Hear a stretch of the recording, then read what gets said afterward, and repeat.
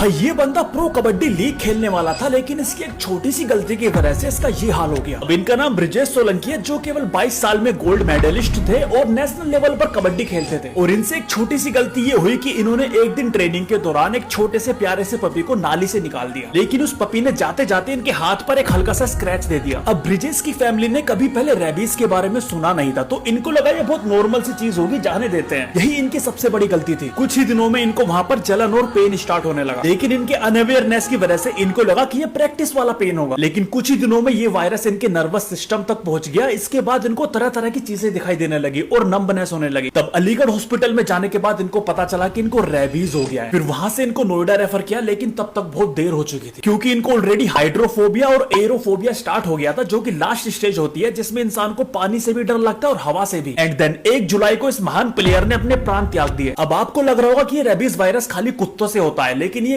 बिल्ली से भी होता है और वाइल्ड एनिमल से भी होता है। ये उनके सलाइवा के थ्रू हमारी बॉडी में एंटर करता है, और अगर आपने काटने के 24 घंटों के अंदर वैक्सीन लगवा ली तो आप बच जाओगे। लेकिन अगर एक बार सिम्टम्स स्टार्ट हो गए तब कोई चांस नहीं है आपके बचने का। तो इस वीडियो को शेयर कर देना जो इसको हल्के में लेते हैं। भाई ये बंदा प्रो कबड्डी लीग खेलने वाला था, लेकिन इसकी एक छोटी सी गलती की वजह से इसका ये हाल हो गया। अब इनका नाम ब्रिजेश सोलंकी है, जो केवल 22 साल में गोल्ड मेडलिस्ट थे और नेशनल लेवल पर कबड्डी खेलते थे। और इनसे एक छोटी सी गलती ये हुई कि इन्होंने एक दिन ट्रेनिंग के दौरान एक छोटे से प्यारे से पपी को नाली से निकाल दिया, लेकिन उस पपी ने जाते जाते इनके हाथ पर एक हल्का सा स्क्रैच दे दिया। अब ब्रिजेश की फैमिली ने कभी पहले रेबीज के बारे में सुना नहीं था, तो इनको लगा ये बहुत नॉर्मल सी चीज होगी, जाने देते हैं। यही इनकी सबसे बड़ी गलती थी। कुछ ही दिनों में इनको वहां पर जलन और पेन स्टार्ट होने लगा, लेकिन इनके अनअवेयरनेस की वजह से इनको लगा कि ये प्रैक्टिस वाला पेन होगा। लेकिन कुछ ही दिनों में ये वायरस इनके नर्वस सिस्टम तक पहुंच गया। इसके बाद इनको तरह तरह की चीजें दिखाई देने लगी और नंबनेस होने लगी। तब अलीगढ़ हॉस्पिटल में जाने के बाद इनको पता चला कि इनको रेबीज हो गया है। फिर वहां से इनको नोएडा रेफर किया, लेकिन तब तक बहुत देर हो चुकी थी, क्योंकि इनको ऑलरेडी हाइड्रोफोबिया और एरोफोबिया स्टार्ट हो गया था, जो कि लास्ट स्टेज होती है, जिसमें इंसान को पानी से भी डर लगता है और हवा से भी। एंड देन 1 जुलाई को इस महान प्लेयर ने अपने प्राण त्याग दिए। अब आपको लग रहा होगा कि ये रेबीज वायरस खाली कुत्तों से होता है, लेकिन ये बिल्ली से भी होता है और वाइल्ड एनिमल से भी होता है। ये उनके सलाइवा के थ्रू हमारी बॉडी में एंटर करता है, और अगर आपने काटने के 24 घंटों के अंदर वैक्सीन लगवा ली तो आप बच जाओगे। लेकिन अगर एक बार सिम्टम्स स्टार्ट हो गए तब कोई चांस नहीं है आपके बचने का। तो इस वीडियो को शेयर कर देना जो इसको हल्के में लेते हैं।